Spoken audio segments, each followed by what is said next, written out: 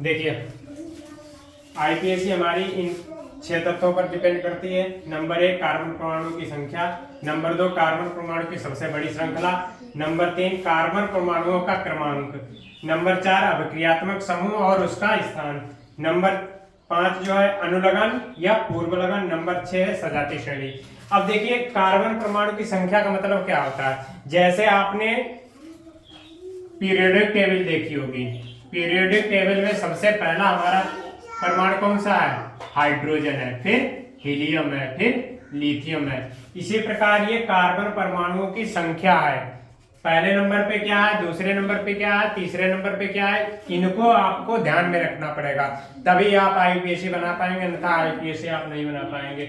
Number 1 point यही है। दूसरा पॉइंट यह है कि कार्बन परमाणुओं की सबसे बड़ी श्रृंखला क्या है। श्रृंखला का मतलब समझ सकते हैं, किसकी अधिक संरचना सूत्र ज्यादा बड़ा होगा।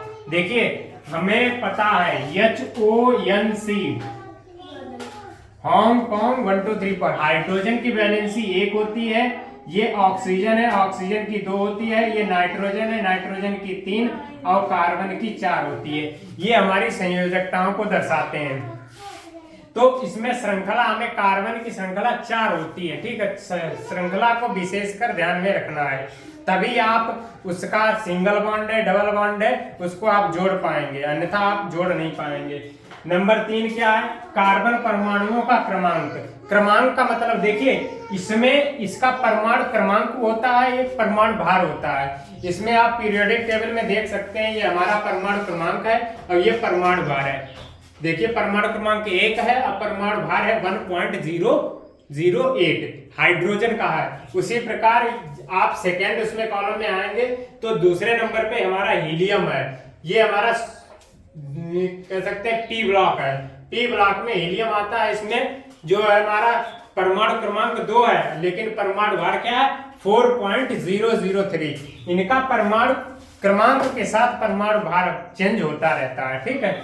तो उसको परमाणु क्रमांक को हमें ध्यान में रखना, परमाणु भार को नहीं, परमाणु क्रमांक को, उनका जो सीरियल नंबर है, ठीक है। फिर इसके बाद में अभिक्रियात्मक समूह और उसका स्थान। देखिए कौन सा परमाणु किसके साथ अभिक्रिया करता है और उसकी प्योरिटी क्या है, वो आपको ध्यान में रखना पड़ेगा। जैसे हमने हाइड्रोजन सजातीय श्रेणी आपको मैंने पढ़ाई है, उसमें देखा होगा कि Br जो है ब्रोमो को शो करता है, Cl क्लोरो को शो करता है, I आइडो को शो करता है।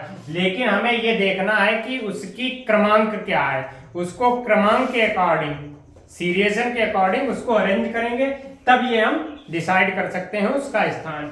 फिर नंबर 5 है अनुलग्न है या पूर्व लगन है। आपको ये पता होना चाहिए कि किसमें कौन सी श्रेणी में अनुलग्न होता है, कौन सी श्रेणी में पूर्व लगन होता है। आपको हमने सजातीय श्रेणी पूरी पढ़ा दी, उसमें 12 के समथिंग में है सजातीय श्रेणी, वो सभी पढ़ा दी है। किसमें पूर्व लगन होता है, किसमें अनुलग्न होता है। सिर्फ 2 सजातीय श्रेणी होती है, उसमें पूर्व लगन होता है, बाकी सभी में अनुलग्न ही होता है, ठीक है। फिर इसके बाद में नंबर 6 सजातीय श्रेणी। आप जितनी 12 सजातीय श्रेणी, 12 सजातीय श्रेणियों को ध्यान में रखकर आईपीएसी का निर्माण करेंगे।